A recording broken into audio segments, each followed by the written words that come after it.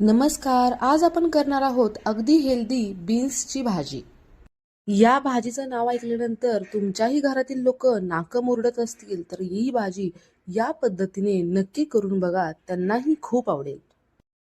नमस्कार, मी ज्योती होम कुक्समध्ये तुमच्या सर्वांचं स्वागत आहे. चला तर आता आपण सुरुवात करूया बीन्सच्या भाजीला. ही भाजी करण्यासाठी मी इथे पावशर बीन्स घेतलेले आहेत. अगदी ताज्या आहेत हे बीन्स. या बीन्सचे जे पुढचं मागचं टोक आहे ते काढून घ्यायचं आहे.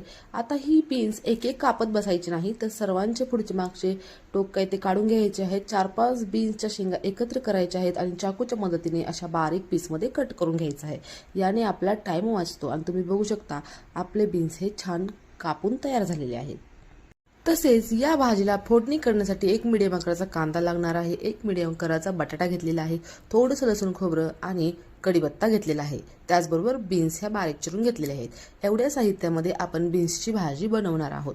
चला तर सर्वात आधी बीन्स आणि बटाटे हे छान असे स्वच्छ पाण्याने धुवून घेऊया.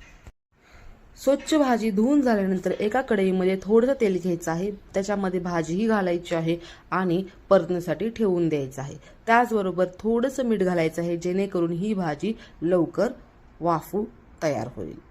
आपली जी बीन्सची भाजी आहे ती 50% आपल्याला वाफवून घ्यायची आहे. इथे कुठेही पाण्याचा वापर करायचा नाही, फक्त तेलावरती वाफवून घ्यायची आहे. ही सर्व भाजी एका प्लेटमध्ये काढून घ्यायची आहे. त्याच कढईमध्ये थोडंसं तेल घालायचं आहे. जिरे, मोहरी, कढीपत्ता आणि एक बारीक चिरलेला जो कांदा आहे तो घालून घ्यायचा आहे. गुलाबी रंग येईपर्यंत परतून घ्यायचा आहे. कांदा छान परतून झाल्यानंतर त्याच्यामध्ये 1 चमचा लसूण खोबरं, थोडीशी हळद, चवीपुरतं लाल तिखट आणि कांदा लसूण मसाला घालायचा आहे आणि छान असं मिक्स करायचं आहे. थोडेसे मसाले परतले की त्याच्यामध्ये परतलेला जो आपला बीन्स आहेत, बीन्सच्या शेंगा आहेत त्या घालायच्या आहेत आणि मिक्स करायचं आहे. चवीपुरतं पुन्हा एकदा मीठ घालायचं आहे. मिठाचं प्रमाण हे तुमच्या आवडीनुसार कमी जास्त करावं.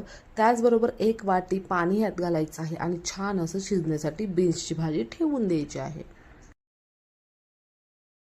साधारणतः 10 मिनिटांनंतर हे पाणी सर्व भाजीमधील आटलं जातं आणि आपली भाजी ही तयार झालेली आहे. तर तुम्ही बघू शकता आपली बीन्सची भाजी इथे तयार झालेली आहे. तुम्ही हाताने चेक करू शकता. भाजी ही छान प्रेस झाली की समजायचं की भाजी छान शिजलेली आहे. त्याच्यामध्ये 1 चमचा कूट घालायचा आहे. 2 मिनिटं गॅस चालू ठेवायचा आहे, नंतर तो बंद करायचा आहे आणि आपली गरमागरम हेल्दी बीन्सची भाजी तर तयार आहे. तुम्ही ही चपातीसोबत, भातासोबत, भाकरीसोबत खाऊ शकता. टिफिनला देण्यासाठी ही योग्य भाजी आहे. तर तुम्हाला ही व्हिडिओ आवडला असेल, ही रेसिपी आवडली असेल तर नक्की चॅनलला सबस्क्राईब, लाईक करायला विसरू नका. भेटूया अशाच नवीन